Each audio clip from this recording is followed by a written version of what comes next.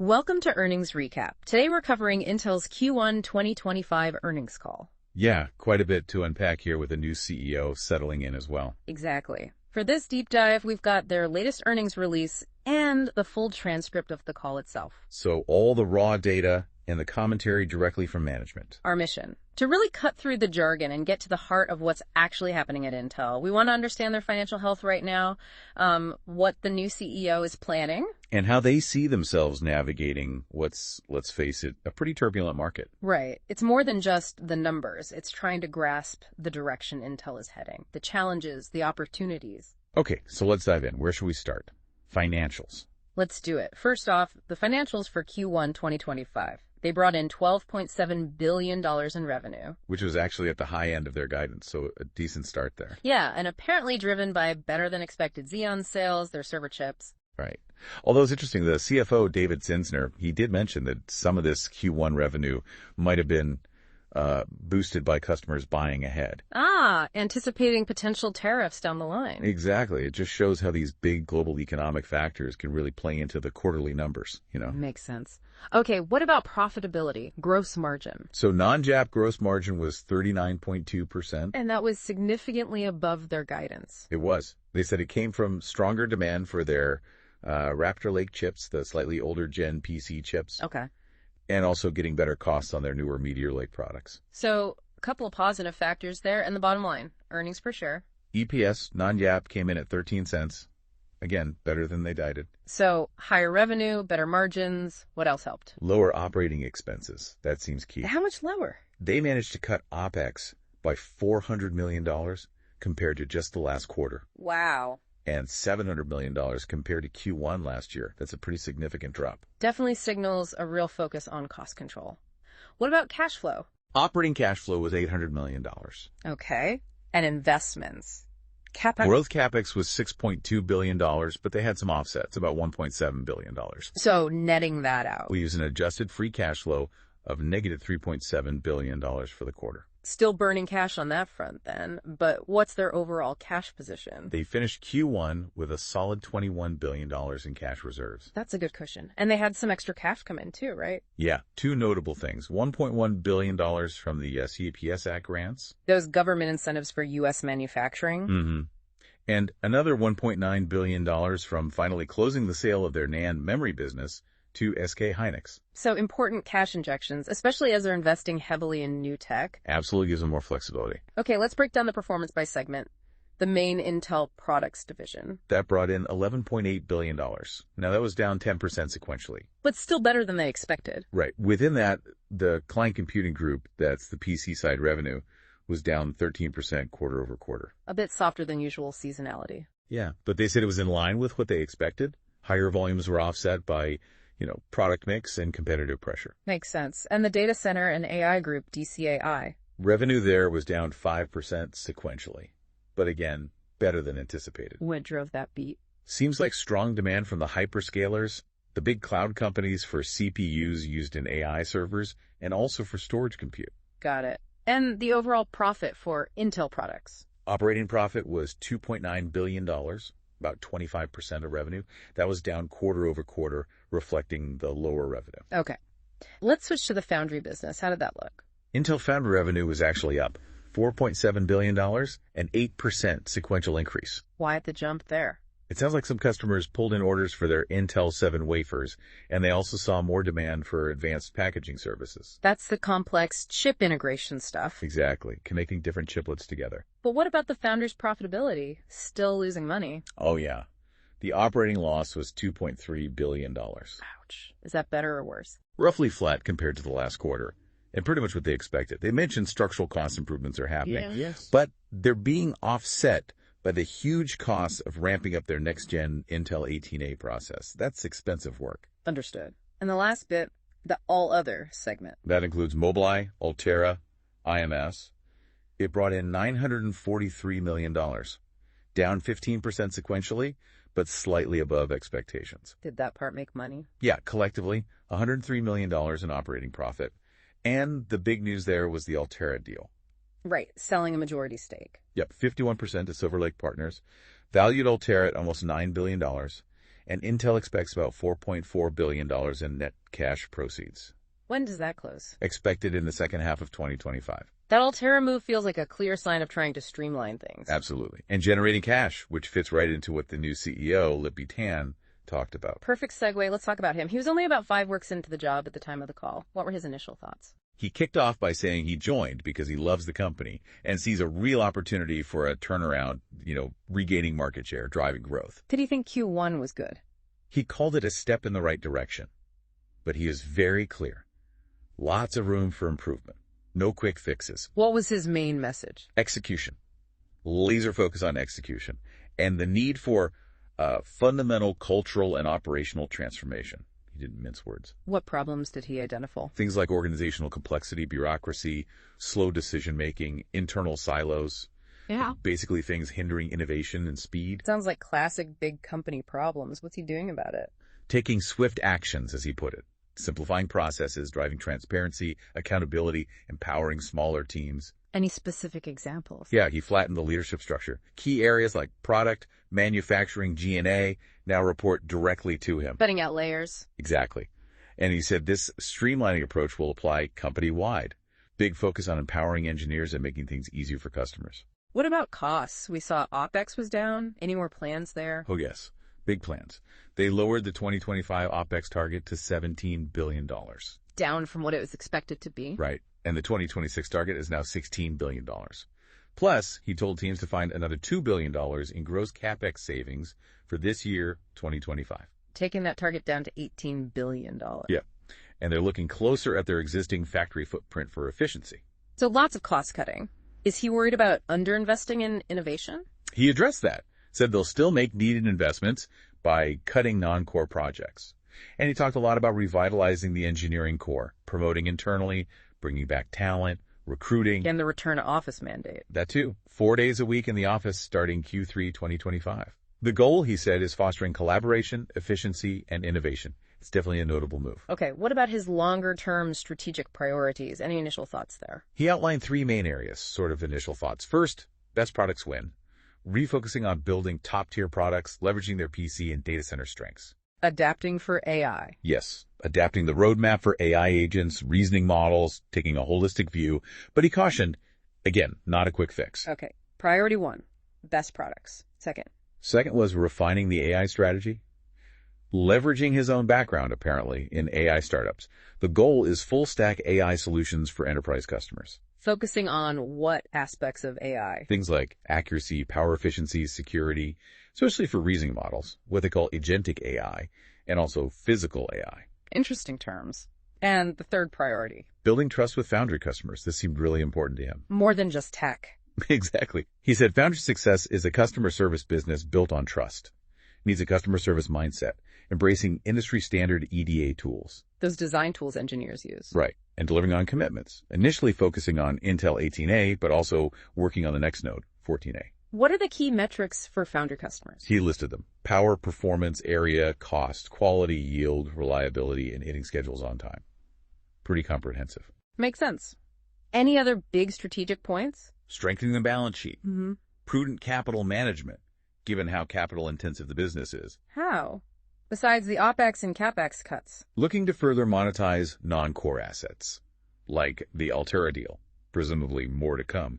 Interestingly, they decided not to spin off Intel Capital, their venture arm. Oh, why not? Instead, they plan to monetize the existing portfolio and be more selective with new investments. The overall aim is getting the balance sheet healthy and starting to deleverage, pay down debt this year. Okay, that's a lot from the new CEO. Let's bring in the CFO, David Zinsner. What did he add? He largely echoed the sentiment that Q1 results reflected expected market trends, the Windows 10 end-of-service refresh, AI PC adoption starting, aging PCs, delayed data center upgrades driving CPU demand. But he sounded a note of caution too, right? He did. Pointed to increased economic uncertainty, shifting trade policies, inflation, regulatory risk. Because of that, they're taking a more conservative approach for the second half of the year. How does that translate into guidance for Q2? Revenue guidance is $11.2 to $12.4 billion. That's a wider range than usual, reflecting that uncertainty. And down sequentially. Yeah, down 2% to 12%. Within Intel products, they expect DCAI, the data center part, to decline faster than CCG, the client PC part. What about the foundry in Q2? Expected to be down quarter-over-quarter, partly due to those Q1 pull-ins we mentioned, but also lower wafer and packaging volume and those ongoing Intel 7 capacity constraints. Those constraints are expected to stick around. Apparently so. The all-other segment revenue is expected to be roughly flat sequentially in Q2. And Q2 margins below Q1. Yeah, expected around 36.5% non-GAAP gross margin. That's lower due to less revenue overall and a mix shift towards outsourced or lower margin client products. Q2 EPS. Expected to be break-even non-GAAP. Okay. Any thoughts on the full year? It sounds pretty uncertain. Very uncertain. Zinsner suggested starting with the last 10-year seasonality as a baseline for modeling. But be very mindful of the market uncertainty, especially potential tariffs and tight supply on some older manufacturing nodes. He also mentioned something about non-controlling income. Right, GAAP NCI. Expected to be about $500 million this year, 2025, but growing significantly after that, maybe $1.3 to $1.5 billion in 2026. And restructuring charges related to the simplification efforts. Likely yes, but not estimated yet and not included in the non-GAAP guidance. Where are the 2025 spending cuts focused again? Refocusing the portfolio, cutting organizational complexity, transforming engineering, and driving SG&A efficiency. Pretty much aligns with the CEO's points. What about net CapEx for 2025? Did that change with the lower gross CapEx target? Interestingly, no. They kept the net CapEx range at approximately $8 to $11 billion. Why, if gross is lower? Uncertainty about the timing of receiving the U.S. CHIPS Act funding, so they're being cautious on the net number. And the balance sheet goal? Still a top priority. Yeah. Start deleveraging, paying down debt in 2025. Okay, that covers the prepared remarks. Let's get into the Q&A highlights. What were investors worried about? A big one was balancing their own internal product needs versus filling up the foundry for external customers. How do you manage both effectively? What was the CEO's take? He tied it back to flattening the organization. Said it helps focus on the right products and delivering solutions. Laser focus on on-time delivery and performance for key Intel products and for the foundry side. Priority 1 is ramping their internal customer, first getting Intel 18A running smoothly for their own Panther Lake chip, then improving yield, reliability, and really adopting that customer service mindset with industry standard tools for external clients. Makes sense. What about gross margin outlook? Investors always care about that. Yeah, the CFO acknowledged its dynamic, especially with tariffs. He expects the client mix to shift towards Lunar Lake later this year. Which has lower margins initially. Right, due to memory and packaging costs. Plus, the Intel 18A ramp-up in Arizona will also pressure margins initially. When does he see improvement? He expects improvement in 2026 as they get more Panther Lake volume, which should have better margins, and they pull more wafer production in-house. But tariffs remain a big wild card. They did beat margin guidance significantly in Q1. Any color on why? Was it a clean beat? The CFO basically said the top-line revenue beat and a higher mix of those Raptor Lake sales were the main drivers. Without those, the margin would have been closer to the original guidance. Got it. Were investors pushing for announcements of new foundry customers? They were, but the CEO pushed back gently, saying priority 1 is ramping internal customers, then building trust with existing foundry clients, focusing on PDKs, schedules, yield, reliability, customer service. It's a phased approach. Makes sense to get your own house in order first. What about updates on those key 18A products, Panther Lake and Clearwater Forest? Panther Lake, the PC chip on 18A, first version still expected by end of 2025. More volume in 2026. They say it's tracking well competitively, strong customer interest, ramping similarly to Meteor Lake and Lunar Lake, high performance first, then commercial. And Clearwater Forest, the server chip. That one's expected in the first half of 2026. They prioritize Panther Lake first. It's described as an E-core based derivative of Granite Rapids with unique packaging. Okay, what about those Intel 7 capacity constraints? Why are they short on an older node? Higher than expected demand for Raptor Lake, which is an Intel 7 part. Management framed it as usually a good sign for factory utilization. And this ties into stronger demand for older parts generally. Exactly. Both 7mm and 10mm parts are seeing stronger demand. Why? Macro concerns, tariffs, driving customers towards lower price points. OEMs have also ridden down the cost curves on older parts. So does that slow down the AI PC ramp? It probably impacts the speed a bit, yeah. But Intel stressed they're still investing heavily in AI PC as a long-term growth area. Let's talk more about that AI strategy. What's the focus? Reasoning models, Gen AI, physical AI? The plan seems to be partnering with industry leaders to build purpose-built silicon and software. They want Intel to be the compute platform. Big focus on edge computing and inference, and exploring new low-power architectures. Back to the cost cuts. That OPEX guidance for 25 and 26, $17 billion and $16 billion. How firm are those? The CFO sounded confident, said the numbers reflect a leaner, more efficient company driven by cutting bureaucracy in layers. They're still working through specifics like headcount. But confident they'll hit the targets. Yes. And maybe even find more savings later. Some freed-up investment might get redirected strategically, too. What about the data center outlook for the rest of the year? Q2 looks softer. Yeah, that strong Q1 driven by a few hyperscalers isn't expected to continue in Q2. Plus, the macro concerns and that strong demand for older gen parts are factors. So what's the focus for data center now? Stabilizing market segment share, creating margin, increasing average selling prices, ASPs. They feel they have a good product portfolio coming with Granite Rapids and Xeon 6, but challenges remain. Yeah, especially with market share outside of the big hyperscalers and enterprise segments. Let's talk CapEx again. The $18 billion gross target for 2025. What about beyond that? They highlighted leveraging about $50 billion in assets, already under construction equipment, basically sitting ready to be installed. Bubble wrap equipment. Kind of, yeah. This approach of using already purchased gear is likely to continue into 2026, though no specific guidance yet. What's the long-term target for capital intensity? Around 25% in a full IDM model. But that includes balancing internal manufacturing with using external foundries like TSMC as part of their capital strategy. Given the strong demand for older chips, does that delay Panther Lake? No, they said the launch timing is consistent with previous launches. They see it as competitive, strong commercial demand for AI PCs. Commercial usually adopts first anyway. They sounded bullish on Panther Lake. Just to confirm, the Q2 server weakness drivers again. Strong Q1 from specific hyperscalers not repeating. General macro demand worries, tariffs, restrictions, and that strong demand for older server parts. It's a mix of things. What about the foundry mix for Panther Lake and the generation after, Novo Lake? How much will be internal versus external? Goal for Panther Lake is about 70% of the die area built in-house on 18A. For Novo Lake, they'll optimize at the SKU level, using both TSMC and Intel processes. So potentially some Novo Lake parts made at TSMC. Yes, but they emphasize more Novo Lake wafers overall will be built on an Intel process compared to Panther Lake wafers. Commitment to internal foundry growth remains, but balancing internal-external is part of the capital strategy. How were things looking early in Q2 when they gave the call? A relatively strong start, actually. But the guidance anticipates those macro headwinds, especially tariffs, leading to a softer June. Any more on the data center AI strategy? They mentioned changing Falcon Shores to Jaguar Shores. Yeah, they're reevaluating the whole AI portfolio. More details promised in the coming months. The aim is to be aggressive in data center AI with a workload-first approach. What's the overall timeline for this turnaround? Did the CEO give any hints? Key metrics. He stressed again, no quick fixes. They're working through roadmaps for CPU, GPU, AI short and long term, considering partnerships for speed. Key metrics. Delivering the best products, especially edge power efficiency and performance, time to market, and just meeting customer requirements consistently.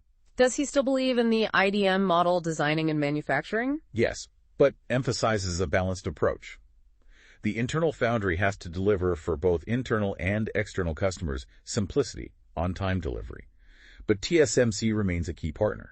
They need to drive efficiency and yield internally while working with customers on future nodes like 14A. Quick clarification. The OPEX guidance, the $17 billion and $16 billion, does that include Altera? Yes, it does currently. Once the Altera divestiture closes, those targets will be reduced by Altera's spending. But the timing of the close is still uncertain. Last one from the Q&A. Anything on the broader data center system strategy? Rack scale, networking. They see the rack scale system approach as important. Leveraging CPU, GPU, XPUs, their IPU products are seeing strong growth. Optics is critical for rack scale, and they highlighted their unique optics-based foundry option. And the Open by 86 ecosystem is seen as valuable for AI infrastructure. They mentioned one large custom design win leveraging that, with more expected. Okay, let's try and sum this all up. It really feels like a tale of two cities almost. Better than expected Q1 financials. Right, hitting the high end on revenue, beating on margin and EPS. But alongside that, a clear acknowledgement of big challenges and a major strategic reset under the new CEO. Absolutely. Very clear moves to cut costs significantly, a reevaluation of the whole AI strategy, continued big bets on the foundry business for both internal and external customers. And tweaks to the product roadmap, all while trying to navigate this really complex, uncertain economic backdrop. You definitely see signs of progress, or at least determined action, especially from the new CEO focusing on efficiency and customers. But the headwinds are real competition. The economy, tariffs. Execution is going to be absolutely critical. Just no doubt. Yeah. Their long-term success hinges on whether they can actually execute on all these ambitious plans in a very tough market. Which brings us to our final thought for you listening. Given all these major strategic shifts at Intel and the significant external pressures they're facing, what will be the biggest indicator of success for them over the next year or so? Is it hitting those financial targets? Is it actually gaining back market share? Or is it demonstrating real tech leadership in these new areas like AI? Yeah, what's the key metric to watch? Definitely something to keep a close eye on.